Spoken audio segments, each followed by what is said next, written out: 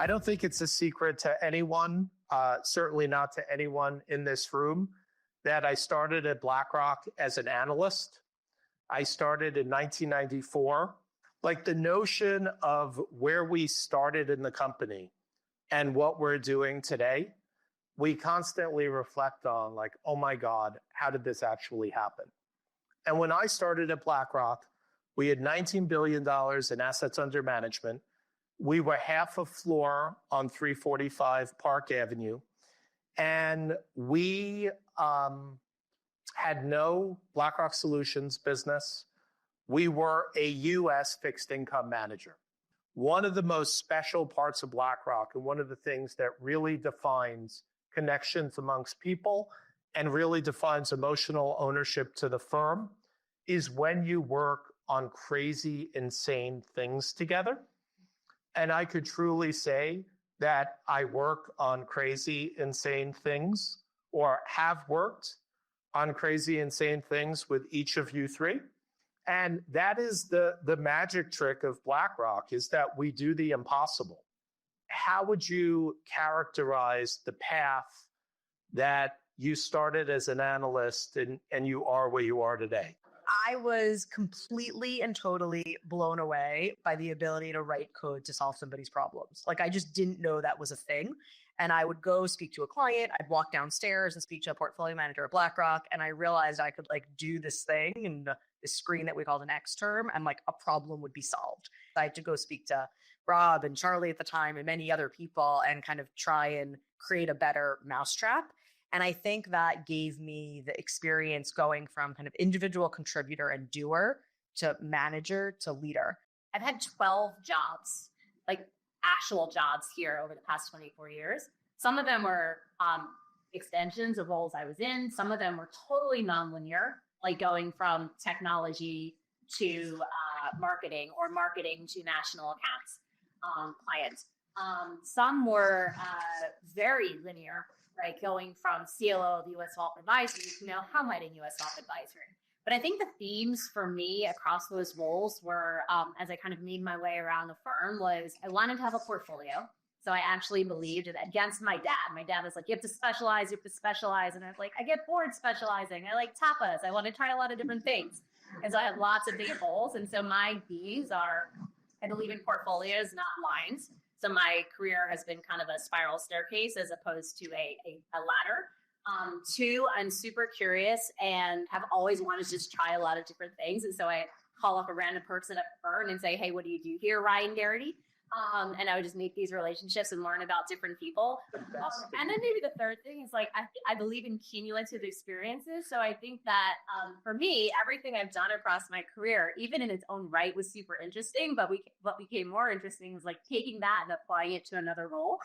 I always kind of had this wanderlust to live and work abroad.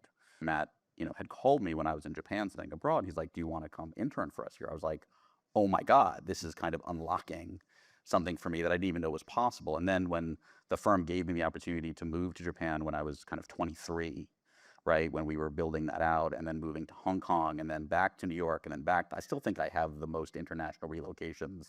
But those opportunities, and when they came, that was actually fulfilling kind of a desire and a dream that I had growing up. And I was able to do that kind of while continuing to contribute to BlackRock.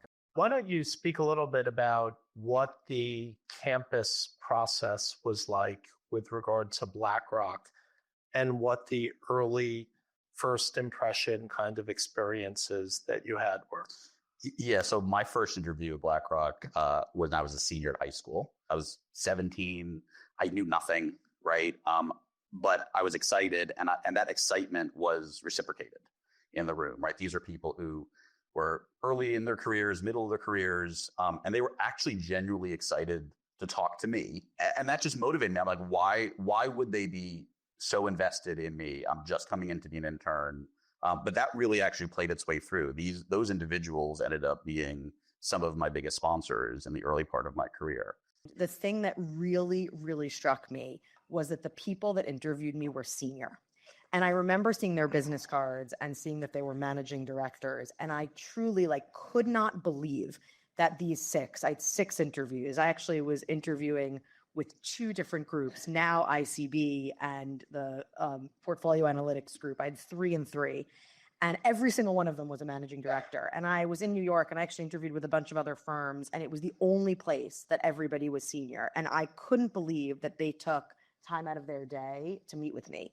The other thing that really struck me was that they seemed to actually care about me. There was no discussion of it's a 2-year program, you're in and out, you're going to find this thing after. It was, we're here to grow your career and we're here to help you learn and we're here to support you to solve really hard problems. And it was just a completely different tone and one that just felt incredible to be part of. Mike, what's the best advice, professional advice you've ever gotten? So best advice professionally I've ever gotten was everyone has opinions, bring facts to the room. And that if you bring facts and information that are unique to the room, eventually somebody's going to ask you your opinion, right? So a lot of people go into those meetings and just want to talk. But if you bring those facts, you bring the information, you then will get an opportunity to have an influence over the outcome. Jaime, what about you? Ask questions. Use questions to learn about people. Use questions to actually maybe express some opinion, but actually inquiry to kind of get that out. Use questions to influence. Use questions to really, really, really understand. And Sarah, what about you? I would say context and outcomes. You always need to understand the why, which goes back to questions. And all that matters in the end is the delivery of the outcome to the client. And let me just add, I think that one of the things that we can't lose sight of, and I think this is equally as true for someone who starts here on Wednesday as it is for any of us who've been here for quite some time, is being a student of BlackRock, being a student of the markets, being a student of technology. There is not a week that will go on that I won't get a demo of something we're building so I know what's going on, that I won't read the BII publications so I know what we believe is happening with regard to the world around us in the markets. You just have to have the discipline of being a student of our ecosystem of BlackRock. And I think it's really important that we not only instill it through being a role model, but that we instill it into the new people we hire. That should be their starting point in terms of expectations at the company. Jaime, what's your favorite BlackRock story? Oh gosh, my favorite BlackRock story. I don't have one, Rob, but it goes back to what you were saying, is there's 2 or 3 moments in my 24 years where we had to solve a really, really hairy, hard problem. And it was always around a client, and it always involved people from all around the firm. And sometimes it was people that I didn't know, I hadn't previously had the chance to meet. And we all got in a room or got on the call and literally locked ourselves in to solve this problem. After the fact, you keep these relationships with people that have, one of them was 10 years ago, and I still have this relationship today. And in fact, we have another hard problem that we're working on right now. Who do you think I called? So I always encourage people on my team is, make one extra phone call, whether it's to give somebody a heads up about something and maybe they give you an insight, or to kind of test something, with them. To me, I think that's what I've experienced over my 2+ decades.